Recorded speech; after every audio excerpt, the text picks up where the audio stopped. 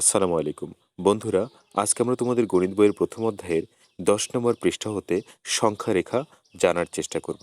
আশা করি শেষ পর্যন্ত ভিডিওটি দেখে উপকৃত হবা।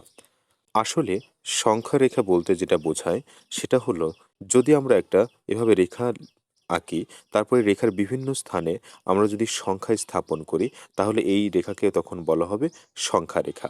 অর্থাৎ একটি রেখার নির্দিষ্ট দূরত্বে গিয়ে সংখ্যা স্থাপনের মাধ্যমে আমরা সংখ্যা রেখা তৈরি করতে পারি। আশা করি বুঝতে পেরেছ। এবার দেখো, বলা হচ্ছে কি, সংখ্যা রেখার মাধ্যমে পূর্ণ সংখ্যার চার প্রক্রিয়ার ধারণা। পূর্ণ সংখ্যার চার প্রক্রিয়া বলতে আমরা জানি সেটা কি। একটা হলো যোগ, আমরা কি জানি, যোগ। এরপরে আছে বিয়োগ, বিয়োগ। এরপরে আছে গুণ। তারপরে আমরা জানি আছে কি, ভাগ। অর্থাৎ একটা সংখ্যা রেখা থেকে কিভাবে যোগ, কিভাবে বিয়োগ, কিভাবে গুণ, কিভাবে ভাগ করা হয় তার ধারণা মূলত আমরা আজকের ভিডিওতে পাবো। তবে তোমাদের জ্ঞাতার্থে বলে রাখি, আমরা সংখ্যা রেখার যোগ, সংখ্যা রেখার বিয়োগ, সংখ্যা রেখার গুণ, সংখ্যা রেখার ভাগ, এই চার প্রক্রিয়ার উপরে আমরা আলাদা ভিডিও তৈরি করেছি, তোমরা চাইলে দেখে আসতে পারো। চলো তাহলে আজকের ক্লাসটা আমরা শুরু করি। তাহলে তোমাদের আজকের টপিক হলো সংখ্যারেখার মাধ্যমে পূর্ণ সংখ্যার চার প্রক্রিয়ার ধারণা।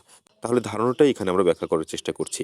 এর জন্য তোমাদের বইয়ে উল্লিখিত যে পয়েন্টগুলো দেওয়া আছে সেগুলো পড়ে বোঝানোর চেষ্টা করছি, যেন তোমরা উপকৃত হও। ওকে, তাহলে দেখো প্রথম পয়েন্টে কি বলা হলো, একটি সরল রেখা এঁকে তার উপরে যে কোনো বিন্দুতে শূন্য দ্বারা চিহ্নিত করি। তাহলে দেখো, এইখানে তোমরা নিশ্চয়ই একটা সরল রেখা দেখতে পাচ্ছ। এই যে এই সরল রেখা, ধরে নাও এটা একটা সরল রেখা। তাহলে এই সরল রেখা ঠিক এভাবে আঁকার পরে তোমরা কি করবে, এর যে কোনো একটি বিন্দুতে, এরকম একটি বিন্দুতে শূন্য দ্বারা পূর্ণ করো। এটা আমি শূন্য দিয়ে পূর্ণ করলাম, ঠিক আছে। আচ্ছা, এরপরে কি হয়েছে দেখো, বলা হচ্ছে শূন্যের ডান দিকে দ্বিতীয় একটি বিন্দুকে এক দ্বারা চিহ্নিত করি। অর্থাৎ এইখানে যে শূন্য তুমি দেখতে পাচ্ছ, এই শূন্যর ঠিক একটু ডানে এসে দেখো আমি এক নামে আরেকটা বিন্দু চিহ্নিত করলাম। এরপর দেখা বলা হচ্ছে শূন্য এবং এক হিসাবে চিহ্নিত এই বিন্দুগুলোর মধ্যবর্তী দূরত্বকে একক দূরত্ব বলা হয়। অর্থাৎ তুমি যদি একটু খেয়াল করো, শূন্য থেকে একের দূরত্ব, এক থেকে দুইয়ের দূরত্ব, দুই থেকে তিনের দূরত্ব সবগুলোই কিন্তু সমান। আর এই যে দূরত্বগুলোর কথা বলছি, এই যে এখানে একটা দূরত্ব, এখানে একটা দূরত্ব, এই একটা দূরত্ব, এরপর এখানে একটা দূরত্ব, এই প্রত্যেকটা দূরত্ব সমান হবার কারণে এদেরকে কি দূরত্ব বলা হচ্ছে, একক দূরত্ব বলা হবে। কি দূরত্ব? একক দূরত্ব বলা হবে। আশা করি বুঝতে পেরেছ। এবার দেখো, তার পরের পয়েন্টটিতে বলা হচ্ছে, এবারে এই সরল রেখার একের ডান দিকে, অর্থাৎ আমরা ডান দিক অবশ্যই বুঝতে পারতেছি, এইটা হলো ডান দিক এবং এটা হলো বাম দিক। তাহলে এক যেহেতু এইখানে আছে, তাহলে একের ডান দিক, এক যেহেতু এখানে, একের ডান দিক বলতে একের এই দিকে, হ্যাঁ, একের ডান দিকে, একের ডান দিকে এবং এক থেকে একক দূরত্বে একটি বিন্দুতে দুই দ্বারা চিহ্নিত করি। অর্থাৎ এবার আমরা এখানে দুই দ্বারা চিহ্নিত করি, ঠিক আছে। তো দুই দ্বারা, এরপরে আমরা তিন দ্বারা চিহ্নিত করব, কিন্তু দূরত্ব কি, অবশ্যই সবগুলোর দূরত্ব কি হতে হবে, সমান দূরত্ব হতে হবে। এটা কিন্তু মাথায় রাখতে হবে, ঠিক আছে। তাহলে চলো এর পরের পয়েন্টে দেখো কি বলা হচ্ছে। এর পরের পয়েন্টে বলা হচ্ছে, এইভাবে সরল রেখায় 3, 4, 5 হিসাবে ইউনিট দূরত্ব অর্থাৎ একক দূরত্বে বিন্দুগুলো চিহ্নিত করো। তারপরে কি বলা হলো, এই পদ্ধতিতে তুমি ডান দিকে শূন্য এবং শূন্য থেকে বড় সকল পূর্ণ সংখ্যা চিহ্নিত করতে পারবে। আর তার মানে হলো, তুমি দেখো এখানে আমি একটি সরল রেখা আঁকলাম। এই সরল রেখার এইটা যদি আমি শূন্য বিন্দু বলি, এরপর আমি এটাকে অবশ্যই আমি এক বিন্দু বলবো। এটাকে কত বলবো? এটাকে অবশ্যই আমি 2 বলবো। এটাকে কত বলবো? 3 বলবো। এরপর এটাকে আমি 4 বলবো, ঠিক আছে। এরপর এটাকে কত বলবো? অবশ্যই আমি 5 বলবো। এরপর কত বলবো? এটাকে 6 বলবো কিনা। তাহলে দেখো, এই যে মাঝের যে দূরত্বগুলো আমি লিখতেছি বারবার, প্রত্যেকবার দূরত্ব কি সমান হচ্ছে না? অবশ্যই দূরত্ব কিন্তু সমান। এই সমান দূরত্বে তুমি সংখ্যাগুলো পরপর স্থাপন করবা, এটাই বলা হচ্ছে। আর তুমি যদি একটি সংখ্যা বা একটি রেখায়, তুমি যদি এরকম একটি রেখায় পরপর শূন্য থেকে ডান দিকে অথবা বাম দিকে নির্দিষ্ট দূরত্ব অর্থাৎ একক দূরত্বে তুমি যদি সংখ্যাগুলো স্থাপন করতে পারো, তাহলে একত্রে এই রেখাটাকে বলা হবে তখন সংখ্যা রেখা। আশা করি ক্লিয়ার হয়েছে বন্ধুরা। তাহলে চলো সংখ্যা রেখা নিয়ে আমরা আরেকটু বিস্তারিত আলোচনা করবার চেষ্টা করি। দেখো এখানে বলা হচ্ছে, এখানে উপরের সংখ্যা রেখার শূন্য এবং তার ডান পাশের অংশ নিয়ে আমরা আলোচনা করি, অর্থাৎ অলরেডি আমরা যে সংখ্যা রেখাটা নিয়ে আলোচনা করে আসলাম ওইটা নিয়েই মূলত এখানে আর একটু বিস্তারিত আলোচনা করা হবে। তাহলে চলো একটু আলোচনা করি। দেখো এখানে ওই সংখ্যা রেখাটা আবার আমরা আঁকি, ঠিক যে সংখ্যা রেখাটা তুমি এখানে দেখতে পাচ্ছ। ওকে, এখানে দেখো বলা হচ্ছে এখানে 2 ও 4-এর, এই যে দেখো বলা হচ্ছে 2 ও 4-এর মধ্যে দূরত্ব কত। তাহলে দেখো 2 ও 4, 2 হলো এইখানে আছে, 2 কোথায়, 2 মূলত এখানে, আর 4 আছে এইখানে। তাহলে 2 ও 4-এর মধ্যে দূরত্ব কত। তুমি যদি দেখো এইখান থেকে এতটুকু, আবার এখান থেকে এতটুকু, তার মানে 2টা একক দূরত্ব কিন্তু আছে, অর্থাৎ 2 একক দূরত্বে 2 এবং 4 অবস্থিত। এরপর দেখো বলা হচ্ছে অবশ্যই তুমি বলবে এটি 2 একক। অবশ্যই আমরা দেখলাম 2 একক, কারণ 2 থেকে 3 একক, আর 3-এ যেতে 1 একক, আর 3 থেকে 4-এ যেতে আরেক একক। তাহলে আমরা 2 থেকে 4-এ যেতে আমাদের 2 একক দূরত্ব অতিক্রম করতে হবে। তুমি কি 2 ও 6-এর মধ্যে এবং 2 ও 7-এর মধ্যে দূরত্ব বলতে পারো? অর্থাৎ তুমি কি 2 ও 6 এবং 2 ও 7-এর মধ্যে দূরত্ব বলতে পারো? তোমাকে এবার আমি প্রশ্ন করছি, আসলেই কি তুমি এতটুকু আলোচনার প্রেক্ষিতে বলতে পারবা? অবশ্যই বলতে পারার কথা। তাহলে চলো এবার তোমাদেরকে দেখিয়ে দিই। দেখো 2, 2 ও 6-এর মধ্যে দূরত্ব, তার মানে এইখানে হলো 2 এবং এখানে আছে 6, এখানে 2, এই যে এখানে 2, এখানে হলো 6। তাহলে 2 ও 6-এর মধ্যে দূরত্ব কত? তাহলে দেখো 2 থেকে 3-এ যেতে গেলে তোমার 1 একক দূরত্ব পার হতে হবে, 3 থেকে 4-এ যেতে গেলে আরেক একক দূরত্ব, 4 থেকে 5-এ যেতে গেলে আরেক একক দূরত্ব, তারপর তুমি 5 থেকে 6-এ যেতে গেলে আরেক একক দূরত্ব। তাহলে টোটাল কয় একক দূরত্ব তোমার অতিক্রম করতে হচ্ছে? এখানে দেখো 1, 2, 3, 4, অর্থাৎ তোমার এই 2 থেকে 6-এ যেতে গেলে 4 একক দূরত্ব অতিক্রম করতে হবে। এবার দেখো 2 থেকে 7-এ যেতে গেলে তোমার কতটুকু দূরত্ব অতিক্রম করতে হবে এটা বলা হলো।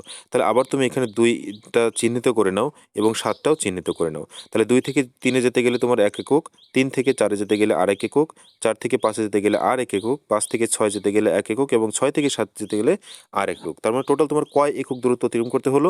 দেখো 1, 2, 3, 4, 5, টোটাল 5 একক। তার মানে 2 থেকে 7-এ যেতে গেলে তোমার 5 একক দূরত্ব অতিক্রম করতে হবে। আশা করি স্পষ্ট হয়েছে বা বুঝতে পেরেছ।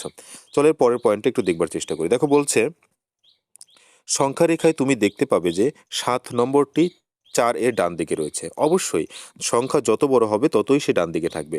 অর্থাৎ এখানে যে 7টা দেখতে পাচ্ছ, এই 7 অবশ্যই কিন্তু 4-এর কোন দিকে আছে? ডান দিকে আছে। আমরা এটাকে ডান দিকে বলছি আর এটাকে কি বাম দিকে বলছি। এই যে এই দিকটা হলো বাম দিক। তাহলে তুমি কি দেখতে পাচ্ছ? তুমি দেখতে পাচ্ছ যে 7 কিন্তু 4-এর ডান দিকে আছে। 7 কোথায় আছে? 4-এর ডান দিকে আছে।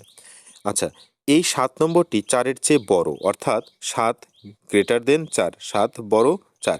8 নম্বরটি 6-এর ডান দিকে রয়েছে। 8 নম্বরটি কোথায় রয়েছে? এই যে 8 এখানে, 6-এর কোথায় রয়েছে? অবশ্যই ডান দিকে রয়েছে। তাহলে 8 গ্রেটার দেন আমরা কি বলতে পারি? 8 গ্রেটার দেন আমরা 6 কিন্তু বলতে পারি। ওকে, দেখো এর পরে কি বলা হচ্ছে, এই পর্যবেক্ষণগুলি আমাদের বলতে সাহায্য করে যে যে কোনো দুটি পূর্ণ সংখ্যার মধ্যে ডান দিকের সংখ্যাটি বৃহত্তর সংখ্যা। অবশ্যই, তার মানে সংখ্যা রেখায় তুমি যদি স্পষ্ট করে একটা জিনিস বুঝতে চাও, তুমি ধরে নাও এই পাশটা ডান দিক আর এটা বাম দিক। তাহলে এটা যদি 0 হয়, তাহলে 0 থেকে তুমি যত ডান দিকে যাবা তত কি হবে? সংখ্যা বাড়তে থাকবে। এখানে 1 হবে, এখানে 2 হবে, এখানে 3 হবে, এভাবে সংখ্যা কি হতে থাকবে? বাড়তে থাকবে। আচ্ছা, এরপর দেখো বলছে আমরা আরও বলতে পারি যে বাম দিকের পূর্ণ সংখ্যাটি ছোট সংখ্যা। অবশ্যই ছোট সংখ্যা। আমি যদি এখানে 4-কে স্ট্যান্ডার্ড হিসেবে ধরি বা 4-কে আমি মাঝের বিন্দু হিসেবে ধরি, তাহলে তুমি ডান দিকে যত যাবা সংখ্যা বাড়তে থাকবে, বাম দিকে যত যাবা দেখবা সংখ্যা ছোট হতে থাকবে। তাই তো? তাহলে আমরা দেখো এইখান থেকে, এই ক্লাস থেকে আমরা সংখ্যা রেখার ব্যাপারটা কিন্তু স্পষ্ট হতে পারতেছি। অর্থাৎ একটা রেখার উপরে নির্দিষ্ট দূরত্বে যদি আমরা বিন্দুগুলো স্থাপন বা সংখ্যায় স্থাপন করতে পারি, তাহলে টোটাল এই বিষয়টাকে আমরা কি বলতে পারতেছি? সংখ্যা রেখা বলতে পারছি। ওকে, দেখো এখানে বলা হচ্ছে উদাহরণস্বরূপ 4 লেস দেন 9, অর্থাৎ 4 ছোট 9-এর চেয়ে।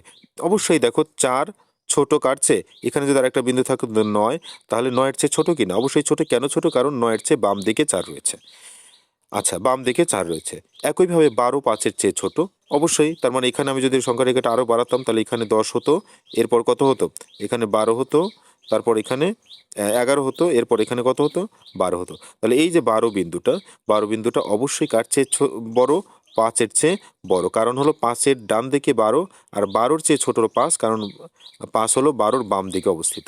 ওকে, এই তো। তাহলে আশা করি তোমরা সংখ্যা রেখার ধারণাটাই স্পষ্টভাবে বুঝতে পেরেছো যে একটা রেখায় নির্দিষ্ট বিন্দুতে বা নির্দিষ্ট দূরত্বে যদি বিন্দু স্থাপন করে তাদেরকে পূর্ণ সংখ্যা দিয়ে নামকরণ করো, যে 1 2 3 4 5 6, তাহলে ডান দিকে শুধু সংখ্যা বাড়তেই থাকবে, মান মানে বড় সংখ্যা আসতে থাকবে, আর বাম দিকে শুধু ছোট অঙ্ক বা ছোট সংখ্যা আসতে থাকবে। বন্ধুরা, তাহলে আশা করি তোমরা আজকের ভিডিওটি স্পষ্টভাবে বুঝতে পেরেছো। ওকে, আমরা দেখো এর পরবর্তী ভিডিওগুলোতে তোমাদের ডেসক্রিপশন বক্সে দেয়া আছে, সেখানে তোমরা সংখ্যা রেখার যোগ এবং বিয়োগের একটা ভিডিও পাবা। এরপরে আরেকটি ভিডিও দেওয়া আছে, দেখো ভাগ এবং গুণের আরেকটি ভিডিও পাবা। ওকে, তাহলে এই দুইটা ভিডিওতে দেখে তুমি স্পষ্টভাবে ধারণা পাবা যোগ বিয়োগ গুণ ভাগ কিভাবে সংখ্যা রেখার মাধ্যমে করা যায়। তাহলে আজকে এ পর্যন্তই। সকলেই ভালো থাকবা, সুস্থ থাকবা। আসসালামু আলাইকুম রহমতুল্লাহ।